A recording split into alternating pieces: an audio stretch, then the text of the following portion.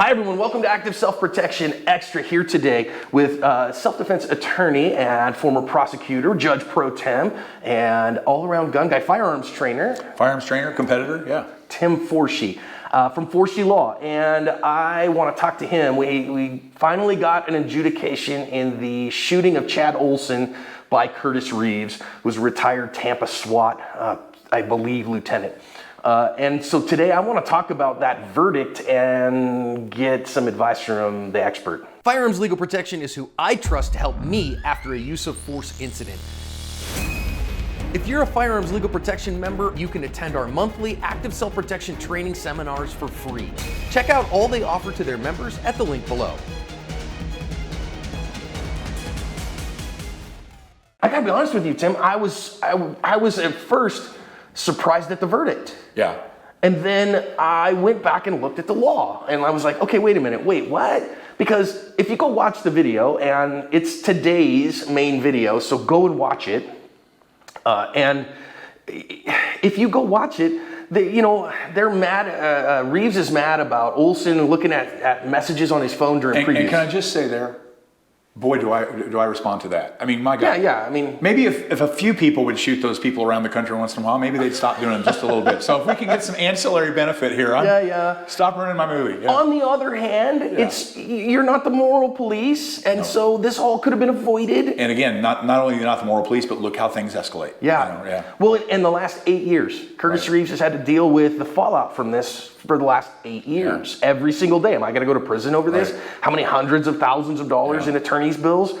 And not worth it. Over being frustrated over somebody kind of acting rude and inconsiderate. And plus, as I recall, that he was actually checking his phone during trailers. During the trailers. It wasn't even the movie. Not even the movie. I mean, I kind of got to cut the guy a little slack on that if the movie hasn't started. Well, and it's from his daughter's daycare, and so you're like, okay, I get it. Anyhow, so then he goes and gets the manager, comes back, Olson yips at him some more, and what ends up happening, they yip back and forth a little bit. You can see it on the video, and then Olson grabs for Reeves's popcorn, takes it out of his hand, throws his popcorn at him, and out of that, Reeves shoots him with a .380. And shoots him one time, and that shot was fatal. Well, now 8 years of adjudication later. Some of the news stories, you can check it out in the main video.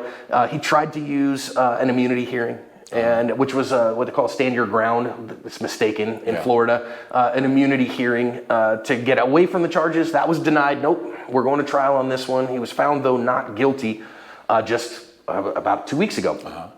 And so I would love to hear your analysis of this incident. Again, I think if you look at the statutes, as I recall, he was, I think, 79 years old. Am I right? Yeah, he's 79 now, so he was 71, 72. Okay, all right. So, and I'm elderly. I'm not that far from that myself at this point. But that clearly is a factor here because we always talk about what's called disparity of force. Yep. So here we have a fit 43-year-old who's assaulting, and clearly throwing popcorn in someone's face is assault. Yeah. It is a misdemeanor assault, like spitting on someone. But it is an assault nonetheless. So you have a 43-year-old man throwing popcorn in the face of a 71, 72-year-old man. That's assault. And if you look at the statute in Florida, assault on a person over the age of 65 is felony assault.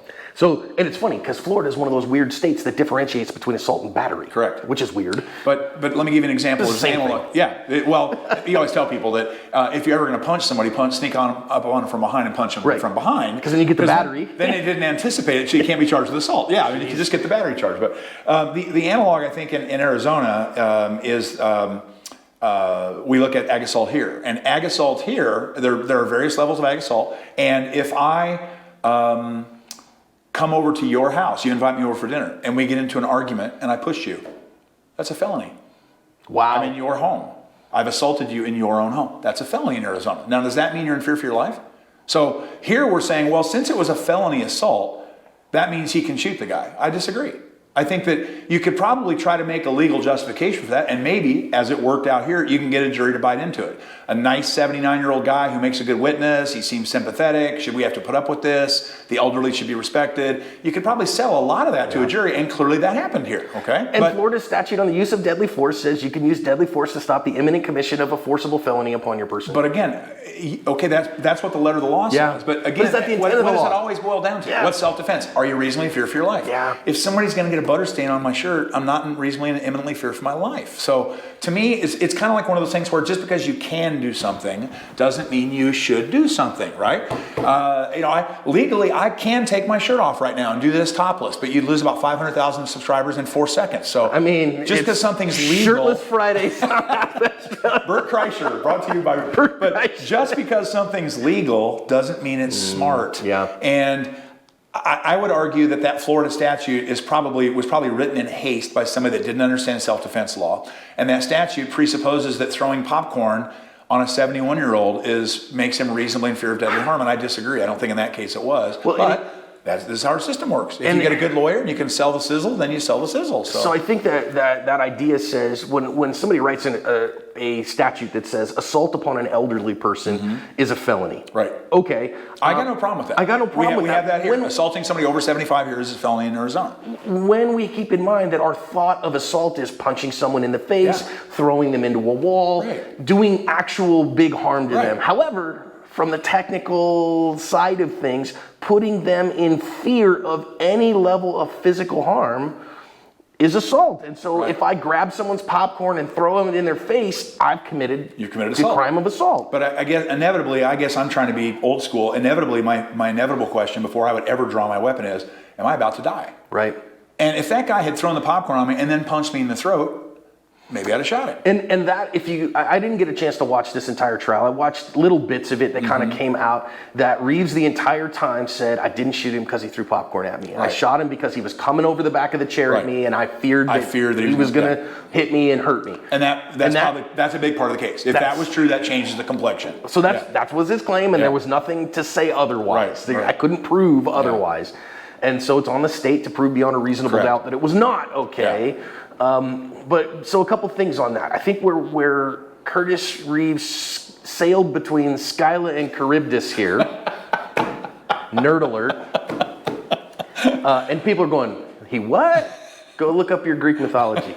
He sailed between Scylla and Charybdis here by saying, oh, okay, I can do this, right? Jury, it was okay. I really was in fear for my life.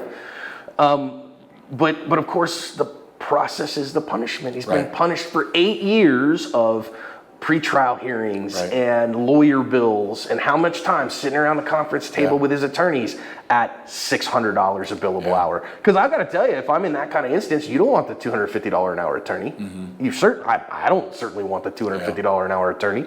I want the one who's experienced and competent and has really done the thing.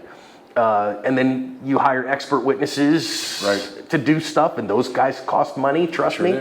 And so the better thing to do here is, hey, look, man, my bad. Yeah. I always tell people, if you're going to carry a gun, even if you have a gun in your home, but certainly if you carry a gun, just admit this right off the bat, you're always wrong. Yeah. You're always wrong, and they're always right. I am fat, I am ugly, my wife really does have some attitude issues. Can I please pay for your movie ticket? Right. Okay, that'll be the best $9 you ever spent in your entire life. So I don't know if I've told this story on the channel before, but I don't know that you've heard it, is that when my middle child had some really rough teenage years, really rough, and had a really rough time with her mother, and she liked, at the time I was driving a 17 Mustang GT with some upgrades in it, so it's super fast, and she goes, Papa, can we go for a ride in the Mustang? Sure, let's go for a ride. So we go for a ride and listen a while. She, can we go get a slushie? Sure. So we go over to Quick Trip to get a slushie. We're standing in line waiting to pay for it, and this guy cuts in line in front of me with a tall boy beer, asks for some cigarettes and to pay for it, and I was like, all right, whatever. And a Florida driver's license. Yeah, right. Well, so then he doesn't have his money on him, whatever. He knocks it towards there, and he goes out, and I was like, okay, whatever, dude. Yeah. Paid for the slushie, and as we're walking out, there's 2 handicap parking spots in front of that place. The right one's empty, and he's in the left one with no handicap tag. Of course. Okay, so just as we're walking out, he peels out backwards, getting out of that spot. So we had taken a couple of steps into that unoccupied handicap spot going towards our car. And I just reached over to my youngin' and put my hand out and just was like, go ahead, man. And so then he leans out his passenger window. I mean, it's a pretty nice night. Adult words coming. So if you can't handle adult words, push the mute button. This following your Greek mythology reference. Right? So, yeah. And he leans out the window and he goes, fuck you. And I'm like, okay. So I'm fully tooled up. right? I mean, I've got all my defensive tools on me, and I look at that guy, and I'm like, all right, I mean, if that guy comes out of the car with a tire iron, he's going to get a gun pointed at him. He comes out with a gun, he's going to get shot. I feel pretty good about that, but I don't want to fight with that guy. And I looked at him, and I was like, you're right, man. Fuck me. Totally, bro. Fuck me. And then he's like, and then he just peeled out the parking lot. And my then 16-year-old looks at me like, what just happened? And I was like, I don't know what that guy's problem is. Let's just go. Yeah. So the truly funny part of that story, I had parked next to a pump because a bunch of them were open, and there's two dudes fueling their motorcycle right next to mine. And they're like, hey, you're the ASP guy, right? And I was like, yeah, man. And he goes, oh, that guy didn't know who he was screwing with. And I was like, yeah, it's all good. Thankfully, everybody's going home safe. Hope that guy gets home safe and you guys keep it shiny side up. But it in retrospect was fun to look at and to say, wait a minute, I did practice. I handled it. I was going to say, and that's hard to do. Right. You know, I always practice, preaching this, but it's hard to actually do it. And so, God bless you. It's tough to do. That was the one time I did the right thing. Yeah. No, it wasn't the one time, but it's hard because we all, especially men, we get our blood up, and when I'm 22, I deal with things a lot different than I do when I'm 62. Yeah. So Wisdom. It's hard for 22-year-olds to pretend they're 62, but if more of them could do it, we'd have a smaller criminal justice system. So, all right, the letter of the law said that what Curtis Reeves did was justified conduct. I don't think that was the intent of the law. No, I don't either. And I think when we try to say, oh, can I get away with it? You say, well, see, he got away with it. He ate up his entire retirement to do so. Another good example in Arizona, again, trying to find analogs. In Arizona, we have ARS 13411, which is known as the Special Crimes Statute, which lawyers call the Vigilante Statute.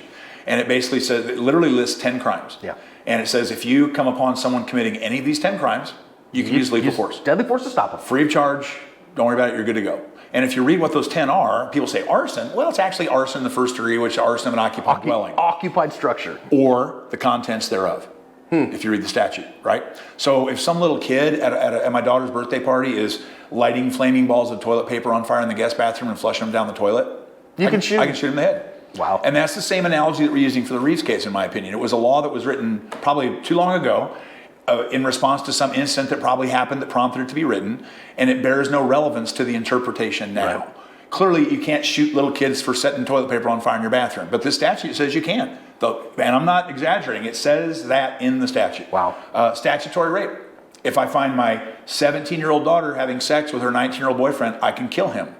Which, for dads of daughters, you kind of like that. A little good deterrent value there. But the point is that that's absurd. Yeah, it's absurd. Yet it's legally on the books still today in Arizona. So I don't know the history of the law in Florida, but it makes me think that that's not why that law was written, was so that a guy could shoot a guy for throwing popcorn on him. And this is why we say, be a good, sane, sober, moral, and prudent person. Amen. Because then you don't sail that gap. That's right. Tim, thanks for the discussion. Oh, you bet. Interesting discussion. Love it.